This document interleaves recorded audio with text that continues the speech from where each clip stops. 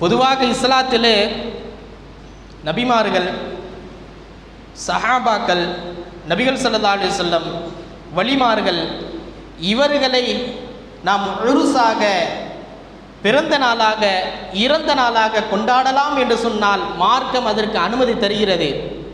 ஆனால் மார்க்கம் ஒரு எல்லை உட்பட்டு ஒரு அனுமதி தருகிறது.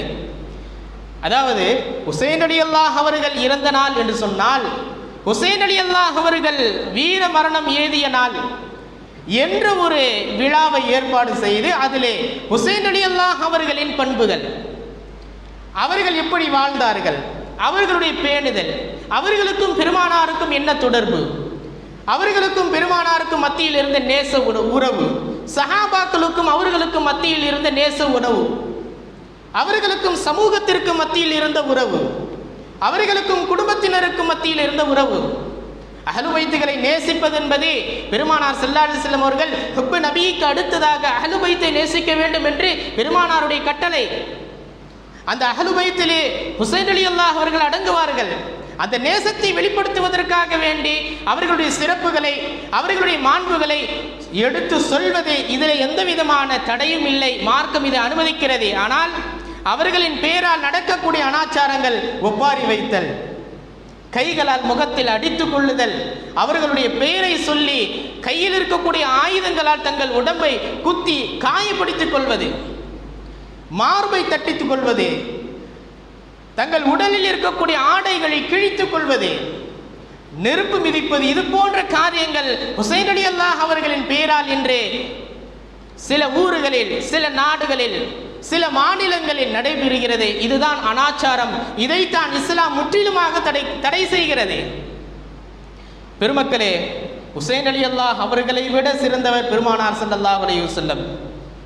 பெருமானார் ஸல்லல்லாஹு அலைஹி வஸல்லம் அவர்கள் இழப்பை யாரும் உலகத்தில் கொண்டாடுவதில்லை. இது போன்ற அனாச்சார முறையில் மெஹராபிலே தொழ வைத்துக் கொண்டிருந்த உமர் ரலியல்லாஹு அவர்கள் கத்தியால் குத்தப்பட்டார்கள்.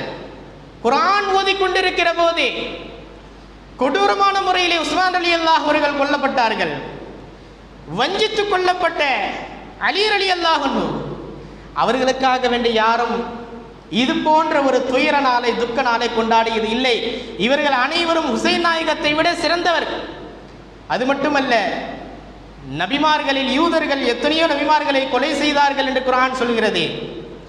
யஹ்யா அலைஹிஸ்ஸலாம் கொடூரமான முறையிலே கொலை செய்யப்பட்டார்கள். மெஹராபிலே நிற்கக்கூடிய யஹ்யா அலைஹிஸ்ஸலாம் அவர்களுடைய தலை சீவப்பட்டது. ஜக்கரியா அலைஹிஸ்ஸலாம் அவர்களை விரட்டி பிடித்து அவர்களை கொலை செய்தார்கள். இது போன்று எத்தனையோ நபிமார்கள் கொடூரமான முறையிலே, அநியாயமான முறையிலே கொல்லப்பட்டார்கள். ஆனால் அவர்களுக்காக வேண்டிய அந்த இழப்பை ஒரு நாளாக கொண்டாடிய சரித்திரம் இல்லை.